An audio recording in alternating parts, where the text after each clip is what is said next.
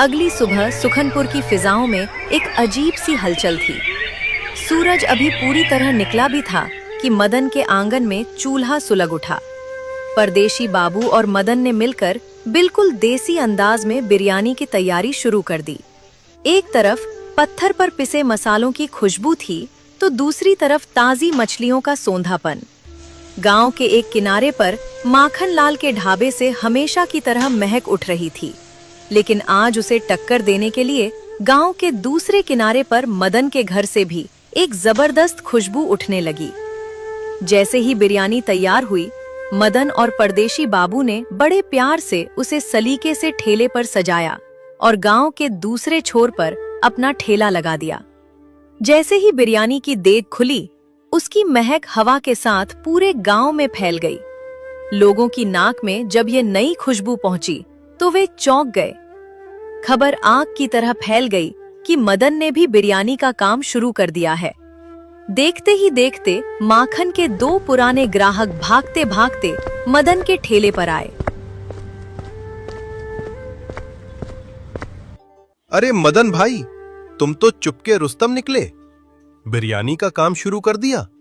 और ये तुम्हारा दोस्त जो साथ खड़ा है, लगता है ये तुम्हें कामयाब बनाकर ही छोड़ेगा। अरे भाई, कामयाबी तो तब देखेंगे ना, पहले बिरयानी खिलाओ तो सही। बड़ी चर्चा सुन रहे हैं। वैसे कितने रुपए प्लेट है मदन? बाबूजी, सिर्फ 70 रुपए प्लेट है। 70 रुपए? अरे मदन भाई, तुम माखन लाल के जैसा रेट क्यों नहीं ले रहे? क्या तुम्हें इस तपती दोपहर में गर्मी नहीं लगती? वो तो कहता है कि भट्टी के पास बैठने का हर्जाना है। बाबूजी, खेत में खटकर मजदूरी करूंगा तब भी गर्मी लगेगी, और यहाँ बिरयानी खिलाऊंगा तब भी गर्मी लगेगी। पसीना तो बहाना ही है। बस एक प्लेट पर अगर 10 रुपए भी बच जाएं तो मेरे लिए बहुत है। ज्यादा का लालच पालकर किसी की मजबूरी का फायदा नहीं उठाना चाहता। मदन की बात सुनकर दोनों ग्राहकों ने एक एक प्लेट बिरयानी ली। जैसे ही पहला निवाला मुंह में गया, उनके चेहरों पर सुकून आ गया। वे बिरयानी की इतनी बड़ाई करने लगे कि मदन की आंखों में खुशी के आंसू आ गए। अरे भाई, क्या स्वाद है! माखन की बिरयानी में तो सिर्फ तीखापन और अहंकार था, पर तुम्हारी बिरयानी में तो ममता का स्वाद है। मदन, तुम रुको, मैं अभी गांव में जाकर सबको बताकर आता हूं कि माखन लाल से कहीं ज्यादा बेहतरीन स्वाद और इंसानियत मदन के ठेले पर मिल रही है। अब सुखनपुर का पैसा और इज्जत दोनों सही जगह जाएंगे।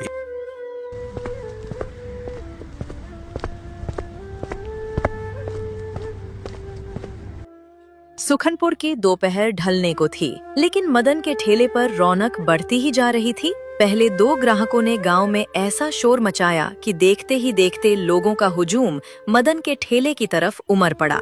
जो लोग सालों से माखन लाल की झिड़कियां और ऊंचे दाम सह रहे थे, उन्हें आज स्वाद और सम्मान दोनों मिल रहा था। उधर गांव के दूसरे छोर पर माखन लाल अपने आलीशान ढाबे पर खड़ा मक्खियां उड़ा रहा था। वो रह रहकर अपनी देग की तरफ देखता और फिर खाली मेजों की तरफ। उसके माथे पर चिंता की लकीरें गहरी होती जा रही थीं। आज सिर्फ 10 प्लेट ही बिकी, ऐसा तो कभी नहीं हुआ। क्या आज सुखनपुर के लोगों की भूख मर गई है? उसे अभी तक इस बात की भनक नहीं थी कि गांव के दूसरे किनारे पर उसके अहंकार का किला ढहना शुरू हो गया है। उसने इसे बस एक बुरा दिन मानकर नजरअंदाज कर दिया। शाम हुई तो मदन और परदेशी बाबू अपनी खाली देग लेकर घर लौटे। मदन के चेहरे पर जो थकावट थी, उससे कहीं ज्यादा चमक उसकी आंखों में थी। घर पहुंचते ही उन्होंने गल्ला खोला और सारा हिसाब लगाया। राशन, मछली, कोयला और मसालों का सारा खर्चा निकालने के बाद भी जो रकम बची, उसने मदन के होश उड़ा दिए। माँ, देखो, आज सब कुछ काटकर हमें 770 रुपए की शुद्ध बचत हुई है। एक ही दिन में इतना पैसा! मदन की माँ की आंखों में खुशी के आंसू छलक आए। उन्होंने परदेशी बाबू की तरफ देखा और भारी गले से कहा, बेटा, आज तुम्हारी वजह से मेरे घर का चूल्हा भी जल रहा है और उम्मीद भी। तुम्हारा बहुत बहुत धन्यवाद। तुमने हमारे डूबते हुए घर को सहारा दे दिया। माँ जी, आप धन्यवाद मत कहिए। ये सब मदन भाई की मेहनत और आपके हाथों के जादू का फल है। और मदन भाई, अभी खुश होने का वक्त तो है, पर रुकने का नहीं। ये तो बस एक शुरुआत है। परदेशी बाबू की आंखों में कल की योजना तैयार थी। उन्होंने मदन की तरफ देखकर कहा, मदन, कल हम बिरयानी का स्तर और बढ़ाएंगे। कल हम बिरयानी में रोहू मछली के पीस डालेंगे और पीस थोड़े बड़े रखेंगे। लोगों को लगना चाहिए कि मदन के यहाँ सिर्फ पेट नहीं भरता, दिल भी भरता है। अभी मुकाबला कड़ा होने वाला है, क्योंकि कल माखन को पता चलेगा कि उसका प्रतिद्वंदी कौन है। चलिए, अब बहुत थकान हो गई है। अब चुपचाप सो जाओ, कल सुबह फिर से नया सवेरा करना है। अगली सुबह मदन और परदेशी बाबू के हौसले बुलंद थे। परदेशी बाबू की सलाह मानकर आज उन्होंने बिरयानी में रोहू मछली के बड़े और रसीले पीस डाले थे। जैसे ही ठेला कल वाली जगह पर लगा, खुशबू ने अपना काम शुरू कर दिया। अभी सूरज चढ़ा ही था कि ग्राहकों की कतार लग गई। देखते ही देखते उनकी आधे से ज्यादा बिरयानी साफ हो गई। उधर माखन लाल अपने आलीशान ढाबे पर हाथ धरे खड़ा था। उसे समझ नहीं आ रहा था कि कल का सन्नाटा आज मातम में कैसे बदल गया। एक भी ग्राहक उसके ढाबे की सीढ़ियां नहीं चढ़ रहा था। आखिर गांव वालों को हो क्या गया है? न मैंने किसी को डांटा, न लड़ाई की, फिर सब गायब कहाँ हैं? कहीं गांव में कोई मर तो नहीं गया, या सबकी तबीयत तो खराब नहीं हो गई?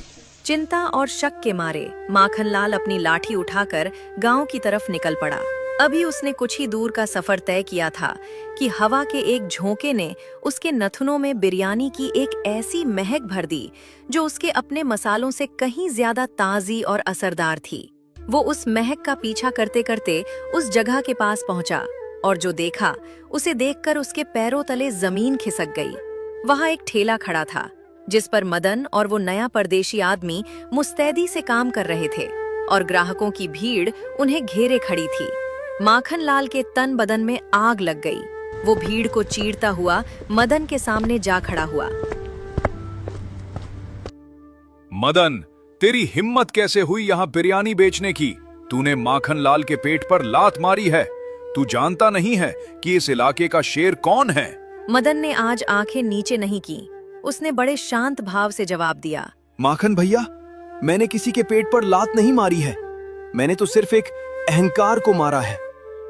गरीब इंसानों का खून चूसकर और उनके पेट की मजबूरी का फायदा उठाकर तुम खुद को नेक इंसान नहीं कह सकते। ये धंधा है और सबको अपना हुनर दिखाने का हक है। माखन लाल ने अपनी तिरछी नजर परदेशी बाबू पर गड़ाई। अच्छा, तो यही है वो परदेशी बाबू? इसके बारे में मैंने बहुत सुना है। खुद का तो घर है नहीं और चला है दूसरे का घर बसाने। याद रखना परदेशी, माखन लाल से पंगा लेना तेरी जिंदगी की सबसे बड़ी भूल होगी। यहाँ मेरी लाठी चलती है और जमींदार की लात। माखन लाल जी, आप मुझे इन सीधे सादे गांव वालों की तरह अनपढ़ मत समझिए। मैं पढ़ा लिखा हूं और कानून की अच्छी समझ रखता हूं। आप जिस लाठी और धौंस की बात कर रहे हैं, अगर मैंने ठान लिया तो एक चुटकी के अंदर आपको जेल की सलाखों के पीछे पहुंचा सकता हूं। ठीक है, बहुत जवान चल रही है तुम्हारी। देख लूंगा तुम दोनों को बहुत जल्द। और तुम गांव वालों, सुन लो कान खोलकर। आज इस ठेले पर मजे से खा रहे हो ना? जिस दिन इसका ठेला बंद होगा और तुम मेरे ढाबे की चौखट पर आओगे, उस दिन तुम्हें कुत्ते की तरह ना खिलाया तो मेरा नाम भी माखन लाल नहीं। याद रखना मेरी बात। अगले दिन मदन और परदेशी बाबू ने बड़े जोश के साथ ठेला लगाया। अभी कुछ ही ग्राहक आए थे कि अचानक गांव की शांत सड़क पर एक पुलिस, जिसके पीछे पीछे माखन लाल और गांव का एक आदमी सुक्खू बड़े ही नाटकीय अंदाज में आ रहे थे। माखन लाल के चेहरे पर एक कुटिल मुस्कान थी। उसने पुलिस को पहले ही खरीद लिया था ताकि मदन का धंधा हमेशा के लिए चौपट कर सके। माखन लाल ने ठेले की ओर इशारा करते हुए बड़े जोर से कहा, साहब देखिए, यही है वो ठेला। ये लोग मिलावटी और गंदी बिरयानी बेचकर गांव वालों की जान से खेल रहे हैं। ये देखिए मेरा गवाह सुक्खू, इसने कल यहाँ की बिरयानी खाई और रात भर उल्टियां करता रहा। मरते मरते बचा है बेचारा। क्यों बे? ज्यादा पैसा कमाने के चक्कर में लोगों को जहर खिला रहा है। तुझे पता है इसकी सजा क्या है? अभी के अभी ये ठेला बंद कर और चल थाने। तेरी हड्डी पसली एक करता हूँ। मदन बुरी तरह डर गया। उसके हाथ पांव कांपने लगे। तभी परदेशी बाबू शांत भाव से आगे आए और बोले, इंस्पेक्टर साहब, कानून का नियम कहता है कि बिना लैब टेस्टिंग और पुख्ता सबूत के आप किसी का धंधा बंद नहीं कर सकते। क्या आपने इस खाने का सैंपल लिया? क्या आपके पास सुक्खू की मेडिकल रिपोर्ट है? ये सुनकर इंस्पेक्टर आग बबूला हो गया।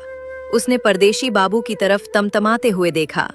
तू साला कौन है बे जो मुझे कानून सिखा रहा है? वर्दी की गर्मी नहीं देखी क्या? इसे भी पकड़कर जीप में डालो, बहुत बड़ा वकील बनता है। शायद मुझे पहचाने नहीं इंस्पेक्टर। ये लो, मेरी आईडी देख लो। जैसे ही इंस्पेक्टर की नजर उस कार्ड पर पड़ी, उसका चेहरा सफेद पड़ गया। कार्ड पर बड़े बड़े अक्षरों में लिखा था, क्राइम ब्रांच इंस्पेक्टर, विशेष जांच अधिकारी। साहब, आप यहाँ? हाँ, मैं इसी माखन लाल की शिकायतों की जांच करने शहर से आया था। मुझे खबर मिली थी कि यहाँ का एक ढाबे वाला पुलिस को अपनी जेब में रखकर गरीबों का खून चूस रहा है। माखन लाल, तूने झूठा गवाह खड़ा किया और एक ईमानदार अफसर को रिश्वत देकर यहाँ लाया। पुलिस माखन लाल को घसीटते हुए थाने ले गई। गांव वाले तालियां बजाने लगे। माखन का घमंड और साम्राज्य दोनों मिट्टी में मिल चुके थे। मदन सन्न खड़ा था। उसे यकीन नहीं हो रहा था कि जिसे उसने सड़क से उठाकर खाना खिलाया वो इतना बड़ा अधिकारी है। बाबूजी, आपने हमसे इतना बड़ा सच छिपाया?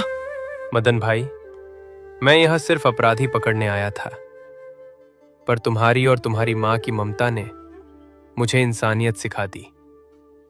तुम्हारा कर्ज उतर चुका है। अब माखन का ढाबा भी तुम्हारा है और ये गांव भी।